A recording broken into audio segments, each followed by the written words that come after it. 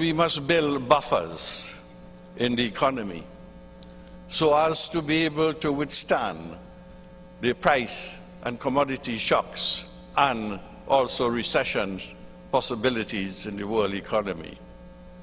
Building buffers, therefore, has been one of the pillars of designing the fiscal and monetary and economic policy in Trinidad and Tobago. Some time ago, we started that process, but we have intensified our efforts to build in those buffers.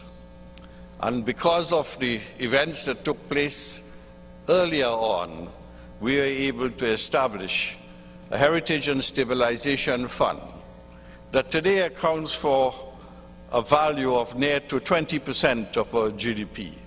Still, in our view, not sufficient, but certainly a very credible start in building the buffers that allow us to have the credibility that we can withstand these external shocks in the future.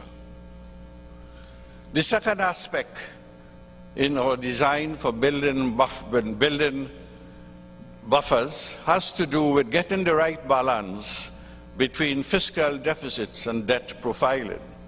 We're all aware of the challenges that even a country like the United States had to face up to in not having that balance in order, not only from a technical point of view, but also from the point of view of the politics of the country, where the choices sometimes are stark and real, where entitlements and taxes interact with each other as policy options, none of which can really be affected. We too must maintain that right balance between our fiscal deficits and our debt profile. And in that respect, within the last year, we have been able to achieve reasonable credibility in this area of public management. We have been able to do that by maintaining solid credit ratings, not only from the international credit rating agencies in an era of downgrades, when many major and solid economies have had to face up to that. We in little Trinidad and Tobago have been able to maintain solid credit ratings, also by our own local credit rating body in the Caribbean. So our first response to the current demands on the challenges of risk facing us is to build those buffers and to build them with a sense of resilience and stability. Stability is also something that we are concerned about in order to build that sense of confidence in our international institutional framework for banking. We too have had our problems. We too have been faced with large conglomerate insurance companies facing the brink of collapse. We too had to face up to the reality of dealing with the multifaceted aspects of the resuscitation of such financial institutions that affected not only a large proportion of our gross domestic product in Trinidad and Tobago, but also affected even a larger proportion of the gross domestic product of the Caribbean region. We've been able to chart a very steady course, a course that sometimes generates more noise in the population than is warranted by the actions that have been taking place. But a steady course to be able to come home with a solution to that major internal shock that we faced in Trinidad and Tobago. But we have gone beyond that. In order to recognize some of the problems that had caused the problem, we have now developed a new insurance act, one that will bring into play and remove the loopholes that existed before to sustain a sense of regulatory rigor that will bring more comfort to the financial sector.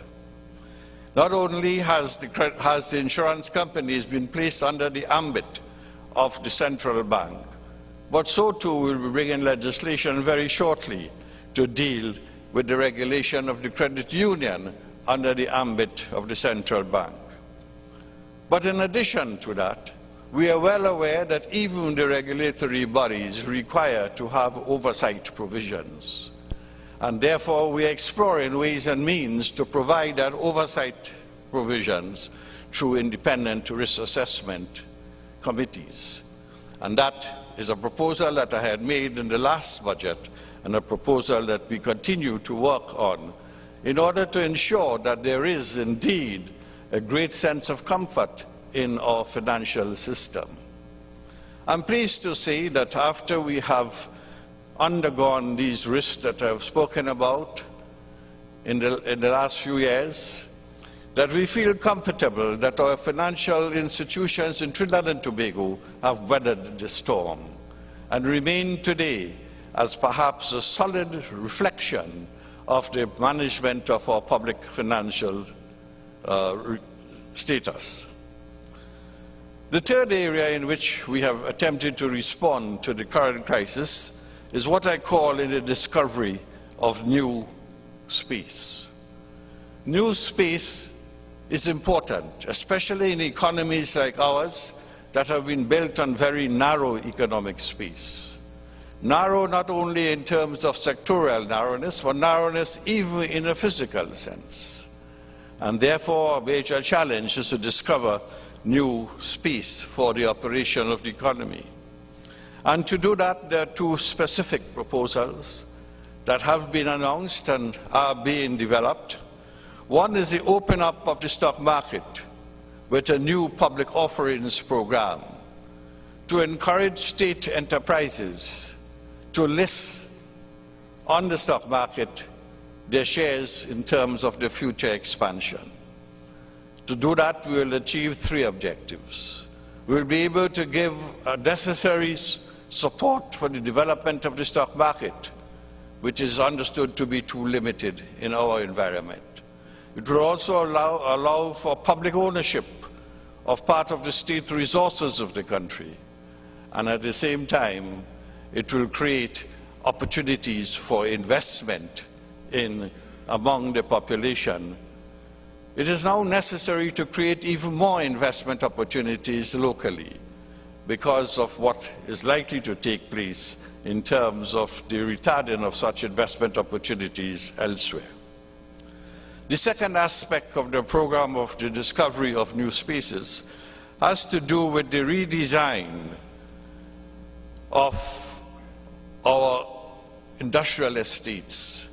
Our industrial estates, which is perhaps one instrument for the promotion of investment, has been constricted by its state ownership.